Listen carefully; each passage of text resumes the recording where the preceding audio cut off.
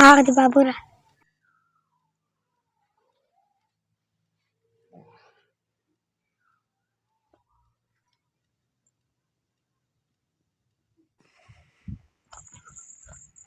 بابو ما ته چکر راک زوی پر سر مې ډېر بد درد دی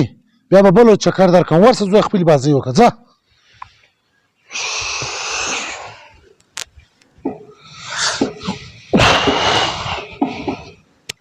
وحیده دلته راشه زویه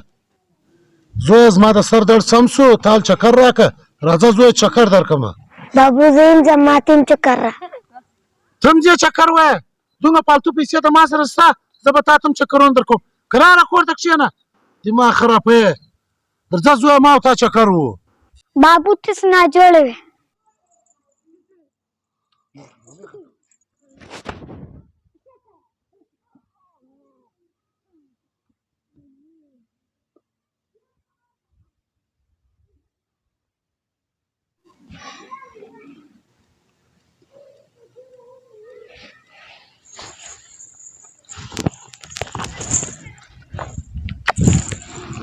ملګرو که مې دا ویډیو خوښه شوې ده مخته سره شیر کړئ لور چې ده د الله غټ نعمت دی او د الله پاک دې هر مسلمان ته دا نعمت پر نصیب کړي زموږ په پښتنو په سیمه کې دا یو رواج ډېر غلط دی چې په لور خو نه خوشحاله کېږي په زوی ډېر خوشحاله کېږي هغه ډېر بدبخته انسان دی چې دی په لور خوشحالي نه کوي په زوی خوشحالي کوي که مې دا ویډیو خوښه شوې مخته سره شیر کړئ مخته به نور مزید ویډیو څه دپاره جوړوو ډېره مننه ملګرو دا ویډیو د هغه خلکو لپاره ده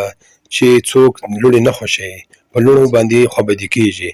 ملګرو وایي کوم وخت چې په کور کې لور پیدا سي په هغه کور باندې 24 ورځې رحمت راوري او په کوم کور کې چې زوی پیدا سي 2 ورځې د الله رحمت راوري ملګرو لور ډېره بختوره ده الله تعالی و هغه انسان ته اول دواره لور ورکوي چې هغه د الله تعالی پسندیده خلک وي نو پر لور باندې فخر وکړئ او لور بوج مه بولئ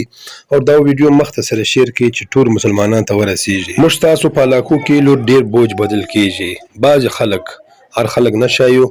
بعضې خلک لور بوج بولي چې لور پیدا سي په هغه باندې خوشحالي نه کوي او ډېر خلک دي چې لور پیدا سي هغه نوسد بولي لور د الله رحمت دی زموږ نبی کریم صلی الله علیه وسلم ته الله تعالی اول اولاد لور ورکړې ده د دې څخه دا معلومه ده چې لور ډېره بختوره او رحمت دی بلګورو کوم دا ویډیو خوښ شوی دی یو بیا درته وایو چې څومره مخته سره شیروی سي سره شیره کړي جزاک الله